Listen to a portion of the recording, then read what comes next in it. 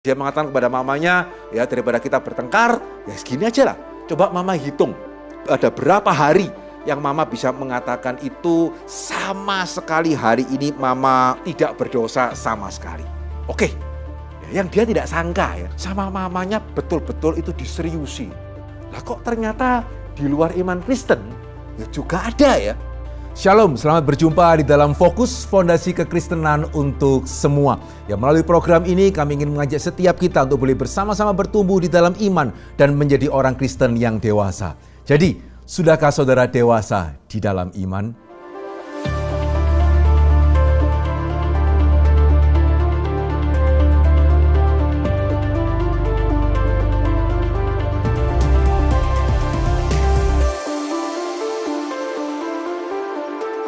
Kita berjumpa kembali di dalam Fokus yang ke-8.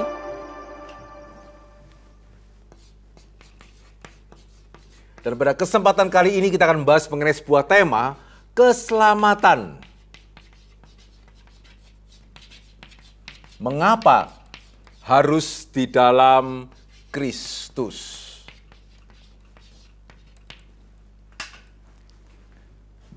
Saudara, dalam Fokus yang sebelumnya kita boleh melihat bersama-sama ya, sebagai fondasi yang ketujuh kita, bagaimana kita melihat bahwa keselamatan itu merupakan hal yang sulit. Ya, keselamatan bukanlah suatu hal yang sederhana, yang mudah untuk dilakukan. Tetapi tetap ya pertanyaannya, ya setelah kita tahu bahwa keselamatan itu merupakan hal yang sulit, tetapi kenapa ya kok keselamatan itu hanya di dalam Kristus saja? Ya, khususnya kalau kita mengingat apa yang sudah sempat kita singgung di dalam beberapa fokus yang sebelumnya, agama, keyakinan, kepercayaan itu kan banyak.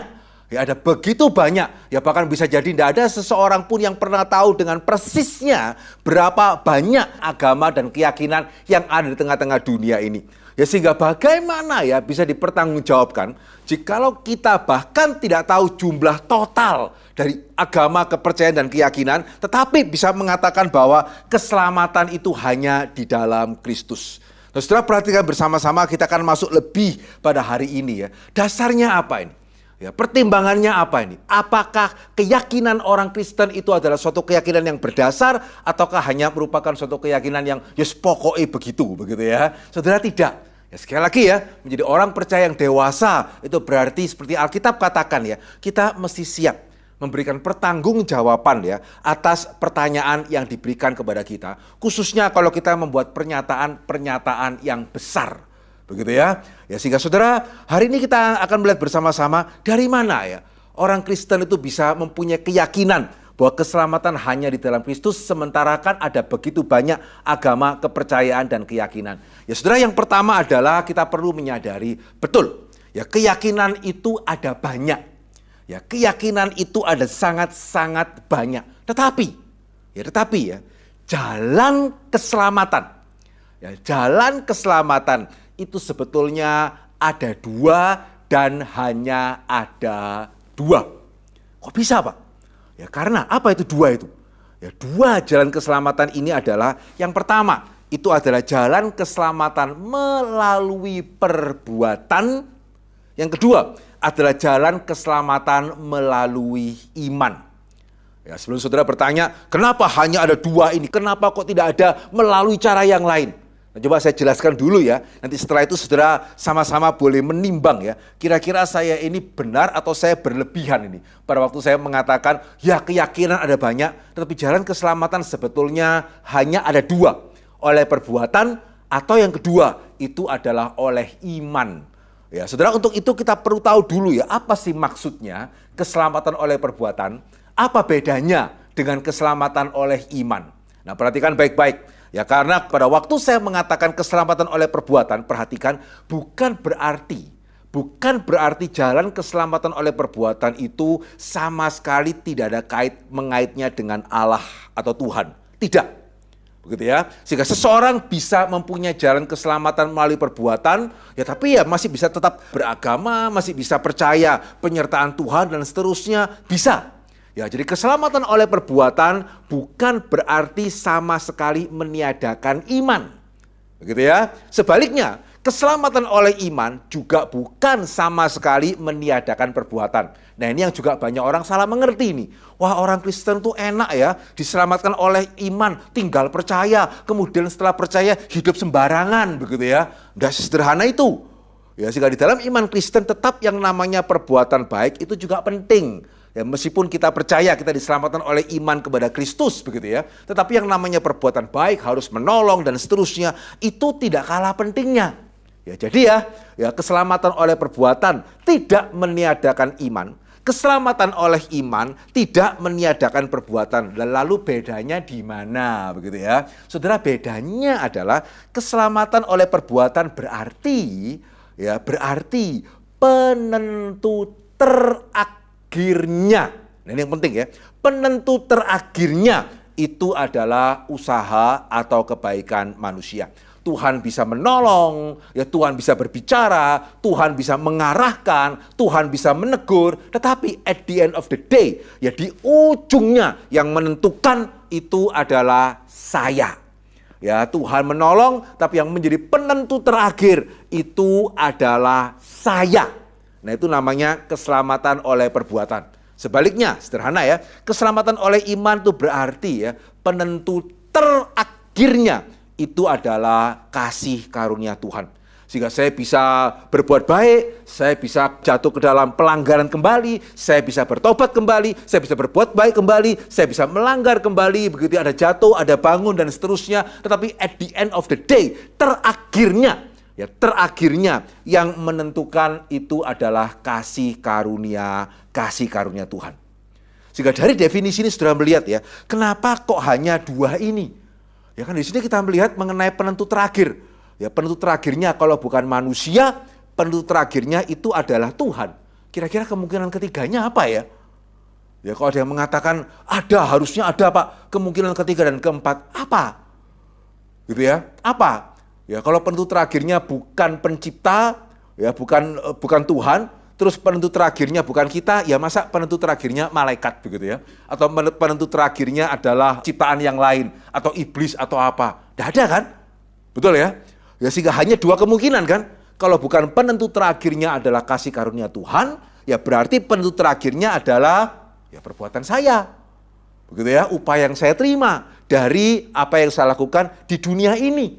Ya sehingga tidak ada kemungkinan ketiga. Ya, kalau ada yang memikirkan kemungkinan ketiga boleh nanti menyatakan begitu ya. Tapi sejauh yang saya bisa katakan, ya tidak ada ya. Kalau bukan Allah penentu terakhir, ya kita ini manusia penentu terakhir. Ya, dan juga yang kedua, karena ini kita berbicara mengenai yang terakhir, ya tidak bisa sama-sama. Ya tidak bisa misalnya penentu terakhirnya itu adalah Tuhan dan saya. Ya tidak bisa. Kita bicara mengenai yang terakhir kok. Ya tidak bisa draw ini. Ya, sehingga yang terakhir siapa ini? Yang paling menentukan terakhir itu siapa? Ya, sehingga saudara, dengan pertimbangan ini ya, itu kenapa tadi saya mengatakan bahwa ada banyak keyakinan. Ada banyak ini kepercayaan. Tetapi kalau kita mau runtut. Begitu ya, bagaimana cara seseorang itu bisa mendapatkan kehidupan kekal yang lebih baik? Begitu ya, meskipun mungkin namanya beda-beda, ya tapi bagaimana bisa memiliki kehidupan setelah kematian yang lebih baik? Itu hanya ada dua pilihan. Ya, kita diselamatkan oleh perbuatan atau kita itu diselamatkan oleh iman kepada Tuhan. Nah, saudara, ini adalah hal yang pertama. Ya, dari mana kita mengatakan keselamatan hanya di dalam Kristus? Yang pertama, ya karena hanya ada dua jalan ini.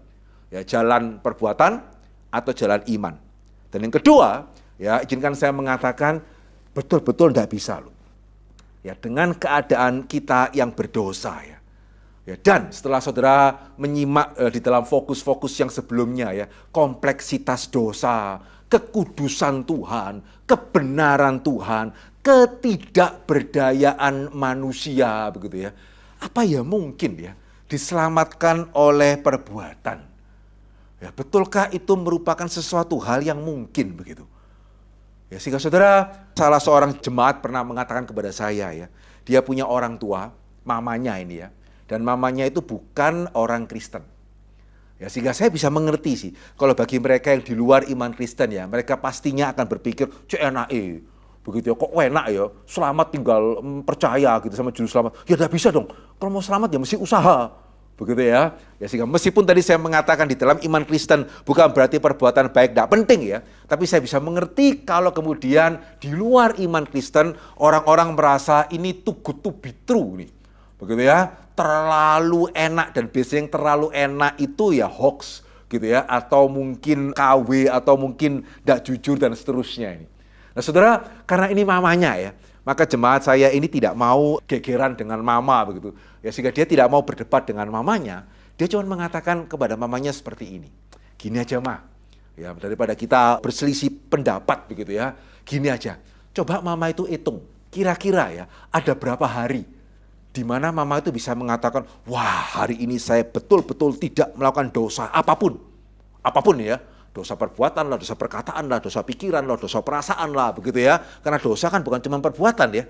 Sehingga dia mengatakan kepada mamanya, ya daripada kita bertengkar, ya segini aja lah. Coba mama hitung, ada berapa hari yang mama bisa mengatakan itu sama sekali hari ini mama merdeka ini. Gitu ya, tidak berdosa sama sekali. Nah, saudara, oke. Ya, yang dia tidak sangka ya, yang dia tidak sangka adalah sama mamanya betul-betul itu diseriusi. Ya, sehingga waktu berlalu dan sekitar 2 tahun kemudian, dia juga sudah lupa ya mungkin ya, sudah 2 tahun berlalu ya, tiba-tiba mamanya datang kepada dia ya, dan mamanya tanya kemudian, gimana sih caranya percaya sama Tuhan Yesus itu bagaimana? Wah jemaat saya ini kaget ya, ini ada apa ya, mimpi apa ini? Ya karena dia tahu mamanya itu keyakinannya kuat. Ya dan dulunya malah ya agak meremehkan begitu ya, apa itu selamat kok mesti pakai juru selamat. Tiba-tiba sekarang bisa tanya ya, bagaimana caranya? Kalau mau diselamatkan melalui Yesus bagaimana caranya? Sehingga dia sebelum dia jawab ya, dia tanya dulu ke mamanya, ini what's happen ini ya, apa yang terjadi ini? Nah saudara, kemudian mamanya cerita ya, betul-betul ya, mamanya sejak ngomong 2 tahun yang lalu, dia betul-betul hitung. Ya hari ini bisa nggak berdosa atau tidak? Ya, besoknya bisa nggak berdosa atau tidak. Saudara ada yang mau menebak selama 2 tahun itu, ya selama 2 tahun itu, kira-kira ada berapa hari yang mamanya bisa mengatakan setelah mencatat itu ya, ya ada berapa hari yang mamanya itu tidak berdosa sama sekali? Ada yang mau menebak? Coba ya, 5, 4, 3, 2, 1, berapa? Ya, saudara ternyata ya selama 2 tahun itu 0.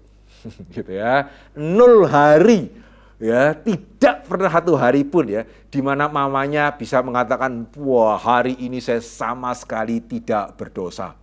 Ya sehingga saudara kalau mau coba sendiri boleh loh, begitu ya. Saudara kalau mau coba sendiri boleh ya, jangan-jangan mungkin mamanya ini terlalu banyak dosanya ya, terlalu kurang ini ya. Sehingga saudara kalau mau coba sendiri mulai hari ini bisa mulai menghitung ya, kira-kira ada berapa hari di mana saudara itu bisa mengatakan hari ini saya sama sekali tidak berdosa, baik dengan perbuatan, perkataan, pikiran, perasaan, dan seterusnya begitu. Silakan. Yang pasti adalah mama ini setelah dia coba 2 tahun, ya, dan betul-betul itu tidak pernah 1 hari pun itu, bahkan 1 hari pun tidak pernah berhasil ya. Yaitu kenapa akhirnya dia nyerah gitu ya. Dia datang kepada anaknya dan bertanya, bagaimana ini untuk bisa diselamatkan. Nah saudara, ini yang kedua. Ya, jadi jalan keselamatan itu ada 2. Ya, keselamatan oleh iman dan atau keselamatan oleh perbuatan. Dan yang kedua, ya kita melihat tidak bisa loh. Begitu ya, tidak mungkin loh. Diselamatkan dengan perbuatan itu tidak mungkin. Karena dosa itu tidak sesederhana itu. Kekudusan dan kebenaran Allah itu tidak sesederhana itu. Begitu. Ya sehingga di sini kita melihat yang ketiga berarti ya tinggal 1 jalan lagi. Ya kan? Kalau jalan cuma ada 2, yang 1 sudah pasti tidak mungkin berhasil, ya tinggal 1 kan? Jalan keselamatan itu oleh iman. Tapi kan tetap pertanyaannya, kenapa kok keselamatan oleh iman itu perlu Tuhan Yesus? Kenapa tidak bisa hanya percaya, ya Tuhan bermurah hati begitu? Ya sehingga saya pernah ya ketemu dengan satu orang, setelah kita bincang-bincang begitu ya, ya kemudian saya tanya kepada yang bersangkutan, ya di dalam iman Bapak, bagaimana bisa mendapatkan keselamatan? Dan kemudian dia mulai menceritakan, oh ya di dalam iman kami ya kita mesti berbuat baik gitu ya. Kita mesti memberikan kepada orang yang memerlukan. Ya terus anak-anak kita itu mesti berdoa untuk kita. Saya salah ya. Ya selama ini seringkali kalau saya tanya jawabannya seperti tadi. Jawabannya seperti tadi. Tetapi Bapak yang satu ini beda. Gitu ya. Ketika saya tanya, Ya saya pikir dia akan mengeluarkan jawaban yang sama ya. Tapi ternyata dia mengatakan, oh kalau di dalam iman kami, ya keselamatan itu ya karena rahmat daripada Tuhan. Ya atau rahmat daripada Allah. Oh saya kaget ini. Gitu ya. Karena kok sepertinya sama ya. Di dalam iman Kristen kan kita percaya ya, keselamatan itu karena kasih karunia Tuhan. Begitu ya, kita percaya di dalam iman kepada Kristus. Lah kok ternyata di luar iman Kristen ya juga ada ya. Ya, dia mengatakan ya keselamatan itu adalah oleh karena rahmat. Ya rahmat Tuhan atau rahmat Allah begitu ya. Terus saya coba pancing lagi ya. Loh Pak, ya karena saya cukup kaget ya, cukup surprise gitu ya. Sehingga saya tanya lagi, loh Pak, bukan karena berbuat baik ya? Bukan karena kita kasih kepada orang yang memerlukan. Ya, atau bukan karena anak kita mendoakan kita gitu. Terus dia mengatakan, ya iya sih, ya perbuatan baik tetap perlu. Tetapi yang paling penting itu adalah rahmat Tuhan. Semakin mirip lagi nih. Begitu ya. Sehingga saya nggak tahu ya kalau saudara jadi saya, ya kemudian mendapati situasi seperti ini, saudara akan bagaimana gitu. Ya sehingga saya jujur, saya tidak menyangka ya ada jawaban seperti itu. Tapi kemudian terbersit di dalam pemikiran saya untuk saya bertanya.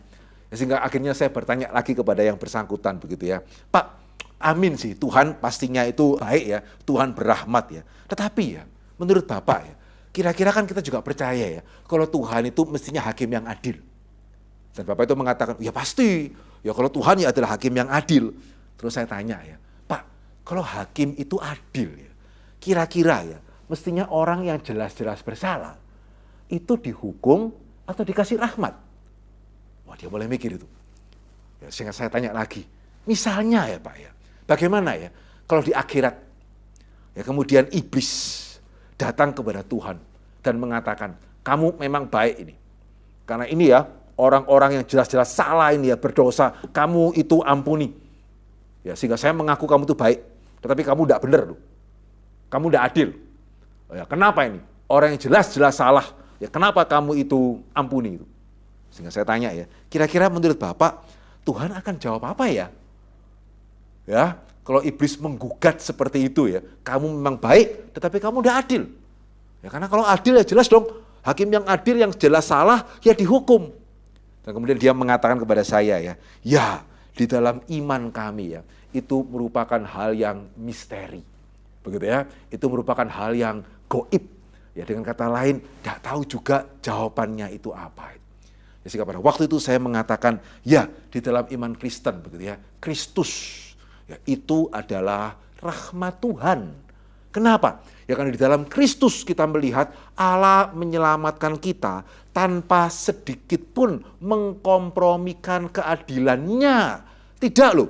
Begitu di dalam Kristus kita melihat dia mati. Mati untuk apa? Mati untuk menebus dosa. Mati untuk apa? Mati untuk menebus segala pelanggaran. Ya sehingga tidak ada dosa yang Allah kemudian menutup mata karena ya sudahlah kasihan begitu ya. Saya pura-pura tidak melihat, tidak ada loh. Setiap dosa, setiap kesalahan, setiap pelanggaran itu ditanggung oleh Kristus dan hanya karena ditanggung oleh Kristus maka kita mendapatkan keselamatan.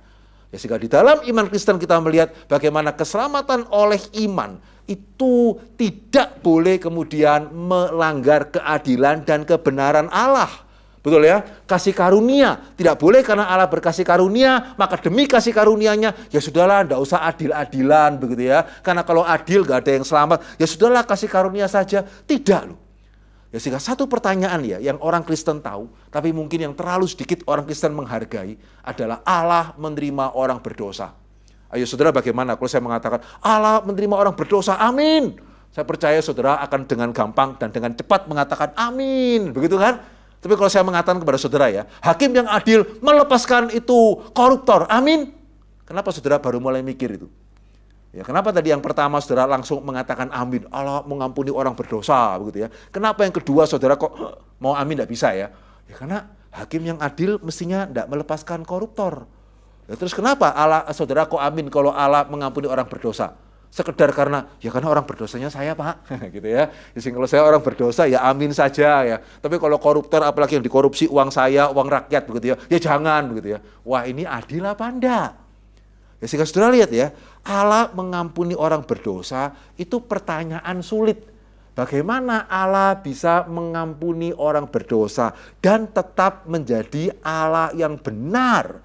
Ya, itu bukan cuma sekedar pertanyaan anak sekolah minggu. Ya, sudah harus tahu itu. Ya, ini jawabannya sulit hanya ketika ada juru selamat yang turun ke dalam dunia, ya, menanggung dosa-dosa manusia, maka baru kemudian kita bisa diselamatkan oleh Allah tanpa membuat Allah menjadi Allah yang tidak benar dan tidak adil. Ya, sehingga saudara, ya kenapa ya keselamatan hanya di dalam Kristus? Ya karena keselamatan oleh iman, saudara, mutlak memerlukan juru selamat. Ya, sehingga keselamatan oleh iman, bukan kita diselamatkan oleh iman kita sendiri. Pokoknya saya percaya, maka saya itu selamat. Tidak. Percaya apa? Percaya kepada siapa? Itu yang menentukan. Betul ya? Pada waktu kita masih kecil, ya kita diajak ke restoran oleh orang tua kita gitu ya. Ya kita itu oleh iman. Kita pesan ya pesan aja, makan ya makan aja, begitu kan? Tanpa mikir ini yang bayar siapa. Kenapa? Karena saudara beriman. Ya kalau papa saya ngajak makan, itu berarti dia bisa bayar. Ya sehingga saudara tanpa perlu nanya, saudara makan dan kemudian papa saudara yang bayar bonnya. Tapi misalnya ya kemudian satu kali ya, papa saudara ketinggalan enggak bawa uang, mama saudara juga. Gitu ya, sehingga baik ayah maupun ibu tidak ada yang bawa uang. Dan pada waktu itu belum ada kredit card. Gitu ya. Sehingga saudara sudah beriman ya, saudara makan dengan iman ini. Akan ada yang bayar ya. Tapi kemudian papa mama tidak bawa uang. Ya bagaimana terus? Iman saudara itu kira-kira dampaknya apa itu? Efeknya apa? Ya tidak ada. Mengerti ya? Meskipun saudara beriman begitu ya kepada orang tua gitu ya, tapi kalau mereka tidak bawa uang gitu ya, atau mereka tidak bisa bayar, ya saudara sekeluarga mencuci piring bersama-sama begitu ya. Ya iman saudara tidak ada artinya. Ya sehingga keselamatan oleh iman itu memerlukan juru selamat ya karena iman itu sendiri tidak menyelamatkan. Ya sehingga kenapa ya kita percaya keselamatan hanya di dalam Kristus? Ya karena saya percaya kita bisa mengamini ya, satu-satunya agama, ya satu-satunya iman kepercayaan yang mempunyai juru selamat. Yang mempunyai juru selamat, ya iman Kristen kan. Betul ya? Ya setiap agama dan kepercayaan mempunyai pendiri, dan saya percaya mereka adalah orang-orang yang agung begitu ya, mereka adalah orang-orang yang mulia. Ya, setiap agama dan kepercayaan juga mempunyai guru-gurunya masing-masing begitu ya, orang-orang yang ditinggikan masing-masing. Tetapi bukankah betul ya, agama mana ya yang mempunyai juru selamat? Begitu ya, Kristus bukan cuma sekedar pendiri dari agama Kristen begitu ya, bukan cuma sekedar guru bagi orang Kristen ya, tapi bagi orang yang percaya, siapakah Kristus itu? Juru selamat. Ya, sehingga kenapa kita perlu juru selamat? Ya karena memang kita tidak mungkin selamat dengan perbuatan kita sendiri. Dan untuk kita bisa selamat oleh iman, itu berarti perlu juru selamat yang sudah mengerjakan segala hal yang perlu untuk keselamatan kita. Ya sehingga melalui juru selamat inilah baru Allah bisa menyelamatkan kita yang jelas-jelas orang berdosa ini tanpa harus mengkompromikan kebenaran dan keadilannya. Karena kita harusnya percaya. Apa yang membedakan Allah dari hakim dunia? Ya hakim dunia ini kadang-kadang atau bahkan seringkali atau bahkan selalu ya ada komprominya ya. Tapi Tuhan ya harusnya kita percaya Tuhan adalah Tuhan yang tidak bisa berkompromi. Karena bagi Tuhan benar itu adalah benar. Ya salah itu adalah salah. Begitu ya. Ya sehingga tanpa juru selamat yang sudah mengerjakan segala hal yang diperlukan untuk keselamatan kita, maka bagaimana kita bisa diselamatkan oleh iman. Jadi dalam fokus yang berikut kita akan melihat siapa Yesus itu ya, sehingga dia bisa menjadi juru selamat. Tapi sebagai fondasi ke-8 kita pada fokus kali ini, ya biarlah kita menyadari ya, hanya ada 2 jalan keselamatan. Ya, dan yang kedua, manusia tidak bisa diselamatkan melalui perbuatan baik. Ya, sehingga pengharapan hanya bisa melalui beriman kepada Yesus Kristus, satu-satunya juru selamat umat manusia. Puji Tuhan, Tuhan memberkati.